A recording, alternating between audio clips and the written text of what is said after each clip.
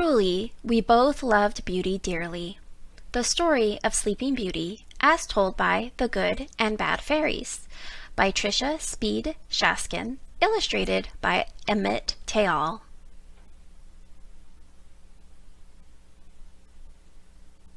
People around here called me the Bad Fairy, or BF. My real name is Edna. I'm the one who cast that spell on Sleeping Beauty. That's not the whole story, though. The story begins before Beauty was born, when BF used to mean something different. I'm Edna's younger sister. I'm the so-called Good Fairy, otherwise known as Stella. You can't count on my sister for the whole story. I'm the one who knows it all. Pish posh, Stella. I'm more than 500 years old. I'm the one who knows it all. Now let me tell the story, please. I first met the king long ago. We became friends, and he named me his BF, which stood for Best Fairy back then. I bewitched his castle. It still sparkles to this day. Yes, Edna was once the king's BF, but over time her mind got a little rusty. During one lunar festival, Edna overdid it and made the moon glow too brightly. It nearly blinded everyone. I told her to stop. "Moonlight," Edna said. "Time to drop." She was supposed to say, "Time to stop." The moon dropped. Fast. After that, Edna wasn't invited to anything. It was just too dangerous to have her around. One day, the king and queen announced the biggest party ever, a feast for their new baby girl, the princess. All the fairies except Edna were invited. Each of us prepared a special gift. I worked on gracefulness because, you know, a princess shouldn't be klutzy. I did not get invited to the feast. A mistake, surely. The king wouldn't forget his BF, would he? So I prepared my gift for the princess, compassion.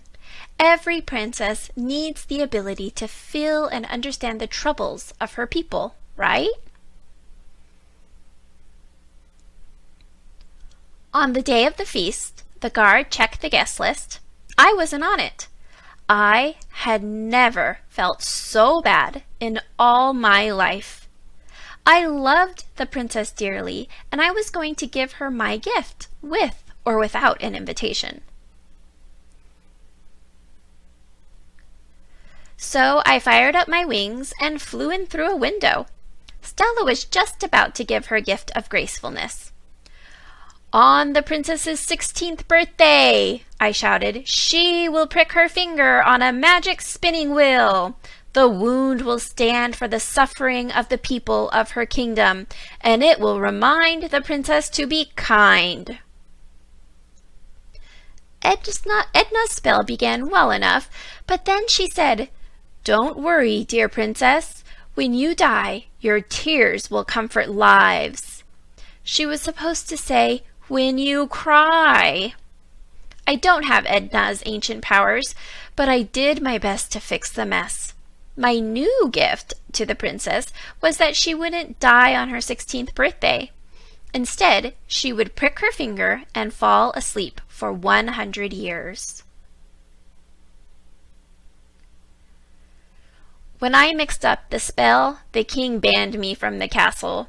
I didn't have a chance to fix my mistake, so I waited. On the princess's 16th birthday, I dressed up as an old woman. I snuck into the tower and spun the magic wheel myself. That way the princess wouldn't do it, and we could avoid the whole sleeping for 100 years mess. I knew Edna was up to something, so I followed her. Her plan began okay, but then the princess walked in. She'd seen a light in the tower. "Go away, princess," Edna yelled. But it was too late. The princess had already stumbled and pricked her finger. What a klutz! I did the only thing I could do. I put the entire castle to sleep. Vines grew and spread. They covered the walls and the tower where the princess slept. For years, everyone snoozed. Over time, word traveled of the lovely sleeping beauty. Fairies checked in on her, you know. Many princes tried to climb the tower. None had any luck. I felt dreadful and stayed far, far away. I did not want to make things worse, but how much worse could they get? Finally, I decided I had to make things right. I dressed up as an old woman again and returned to the castle. A prince entered the castle grounds. I waved my wand and chanted, "Compassion is the fullest of gifts. Compassion will bless you and your lips." The vines fell off the tower. The prince ran up the stairs. Stella, who was spying on me again, flew up with me just in time to see the prince kiss the princess. At that moment, the castle sparkled. Everyone awoke. No one except my sister even knew I was the one who broke the spell. People still call me the bad fairy, but that's okay. I was happy to hear the prince and princess had a lovely wedding, and I'm already working on a gift for their new baby girl.